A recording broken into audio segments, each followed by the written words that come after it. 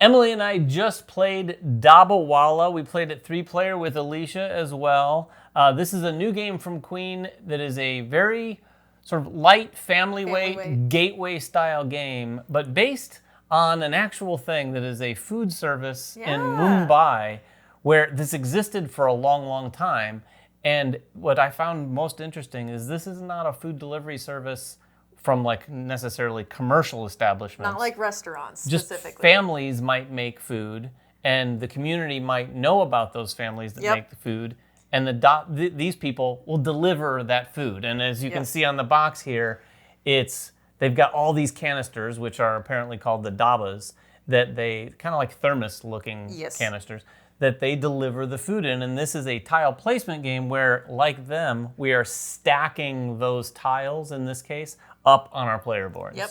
And even though the theme is pick up and deliver, that's not actually what we're doing here. Not at all. It's really just we're placing these tiles, and then in the second half of the game, we're going to be able to regulate the economy and say how much each of those are worth, and then get points for how many we've had on each stack of our big crate of things. Yeah, in fact, what you're looking at right here is the end game state. Like I said, we just played it. I left it this way to demonstrate a few things. One, all of the boards and components in this are very modular, and I mean that not as it relates to setting up with variability, but to physically setting up the game. I'll show you right now how it looks like to take it apart. As you score, you're actually able to put the game away, which is really nice because there's a lot of little tiles and they go in these particular compartments, but as you're scoring, you're able to put the tiles away. So when the game's done, it's pretty much nearly put away. Yes. All the lids in the game are actually these very boards that just slide in to close the box, just like that, and you stack the boxes in there. But the game is going to start with these boards flipped like this, because on this side of the board, which is where it's going to, like Emily said, it's not a pick up and deliver game, but this is where we're going to be moving around to pick up the things that we're going to deliver in the game. There's going to be these cards that represent the tiles that you're going to place on your board, and they're placed out here at the beginning of the game, and we're going to have player pieces or pawns that move around these spots to pick up these cards. Everyone's going to start with 2 cards that have some tiles on them, but on your turn, you're simply going to move your pawn to an adjacent space in most cases, but you can move further by spending some tickets. Wherever you stop, you simply take that card into your hand, then you choose any of the cards that you have, you play it face up, you take the corresponding tile, and then place it on your board. It must be said, this is just one of 4 different boards that you have. There's a very standard one that's like a 3x3, and then they have some interesting shapes, some small shapes that don't really, they don't make the game harder. No, it's just very different. And I think what's interesting too is that every time you play it, it's a bit different. Not even if you're using a different actual board, but they have different modules as well and different ways that things are going to score extra. So you can have a game where you're like, okay, I want to get my whole row like full, and I want it to have 4 different colors, and I'm going to use as many pieces. And then you have the next game where you're like, actually, I just want to stack all the way up, and I just want to keep stacking. Yeah, the game is very different from play to play because of those different ways you can set it up. There are some scoring cards that they don't recommend using until you've played the game once. I think anyone watching this channel could probably use them. There's 3 different scoring cards with 2 sides that do just what Emily was saying. It might score for like a variety of different color tiles on each level. But speaking of levels, you are going to be scoring each level. Because as you go around and collect these, the next player takes their turn, you go around and around until all the cards are gone from the deck. Then you flip the board over to what you saw at the beginning and go into the scoring phase. Those are the 2 phases of the game. You're going to be playing and collecting, stacking your tiles, thinking all along how you might score. And that's really kind of where the thought process comes into this, because the cards you're taking not only give you the tiles, but the bottoms of those cards are what you're going to use during the scoring to help fluctuate the economy. Yes, and you can also use the chai as well. And the way you get chai is by if you're putting these pieces together on your board in a way such that the 2 chai come together to create one. So we'll finish yours off, David. and that will get you a chai.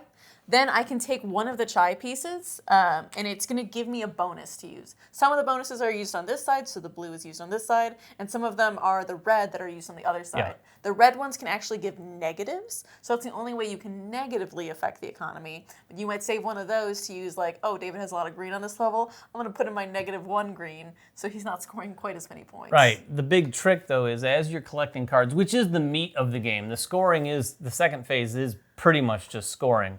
But the meat of the game is when you're collecting these cards and you do want to take into consideration, like this card here, you might really want that yellow tile that's 1 by 2. But you might also want to consider that during scoring, you could use that card to increase the value of green tiles. Yep. So if you've taken that and you have another layer somewhere that has a bunch of green, or maybe a bunch of layers that have a little bit of green here and there, you're going to be able to use that at some point to help increase the green. And if you're looking around and you see other players have green on similar levels, you might be able to bank on them playing cards to increase the green too, thereby getting potentially 4 points for each individual square, not every tile, but each square on every tile. So you can really score quite a bit. Our scores have been up towards 100. You know, it goes around the board 70 points and then up higher. But it is a really sort of thinky thing. Now, truth be told, I look at the tiles first and foremost. I don't look at the scoring things too much. But because of that, sometimes we've gotten to the second phase and I'm looking for cards to increase my greens because I have a bunch of greens and I have 2 cards that increase my greens. Much. And so you're just hoping someone else at the table's putting green up. Hoping someone else does that. There's also a little bit of flexibility too, that if you have this setup right here and you're saying like, oh, I want to take that card, but I can't because then this won't be supported, at any time you can take one of the empty dabbas. And they are going to be -1 point, but they'll allow you to kind of build up in a way so that you can still put new things on your board and score more points. So like these big ones are nice because at the second phase for scoring, that's 4 times whatever we get the green up to that you're going to be scoring points for. So sometimes it can be worth it to take those empties and just do 1 negative for possibly +4, +8. Yeah, for sure. 12. And we weren't necessarily clear on this, but if you didn't assume this already, you do have to support your tiles. So if you're using those grays, sometimes you can get some tiles out here like this. They're little individuals that you might be able to fill in some gaps.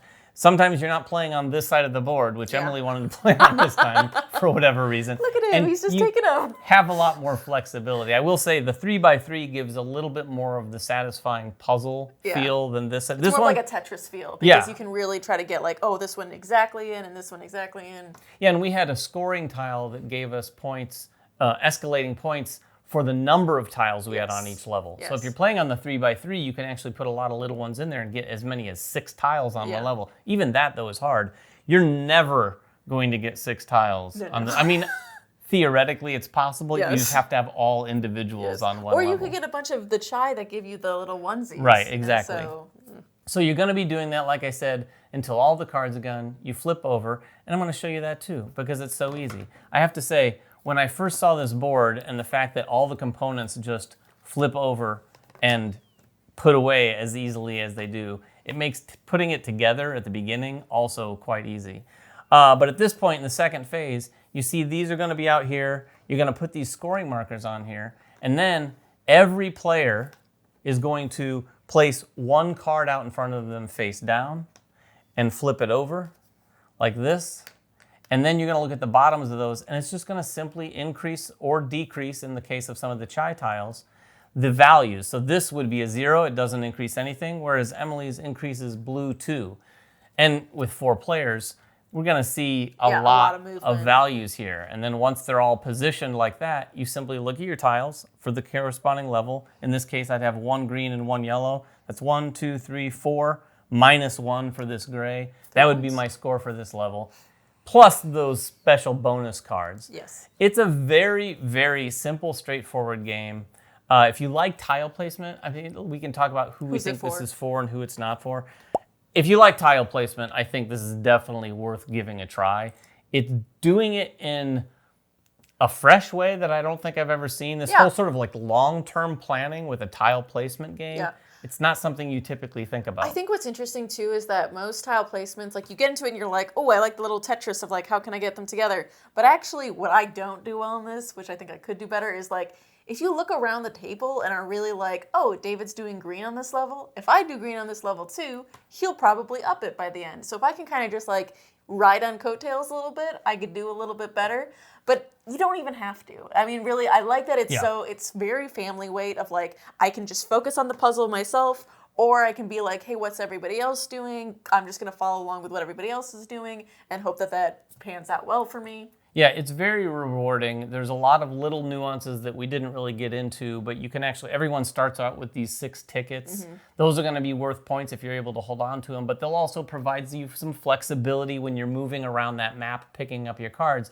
So a lot of kids and a lot of family members aren't going to ever feel like, I can't do what I want to do. You can pretty much do what you want to do. As long as you have some of those tickets, you can grab just about any card on the board. And then in the second phase, I think it'll just take one game for people who aren't used to collecting things. Once they realize, oh, I don't have anything that's increasing my greens, and I need my greens increased.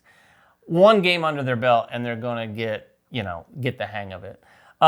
Who it's not for, obviously, if you don't like tile placement games, if you're a heavy Euro player, that's going to be sort of, this is a light little game. This is definitely a lighter This game. would be, I think, kind of I don't know that it's short enough to be a filler game. No, it's definitely, I wouldn't say it's a filler game, but I would say it's like you could do it end of the night, you know what I mean? A nice palate cleanse? Yeah, exactly. Yeah, from a big heavy game to unwind the brain a little bit. But still, it provides a little bit of thinkiness. And if it's at the end of the night, like I said, it's already put away. Look at that. Putting away is a breeze. But that is Dabba Walla. If you have any questions at all about it, please make them in the comments below. We'll get down there and answer whatever we can. Until next time, make sure everyone has fun at the table, and we'll see you then.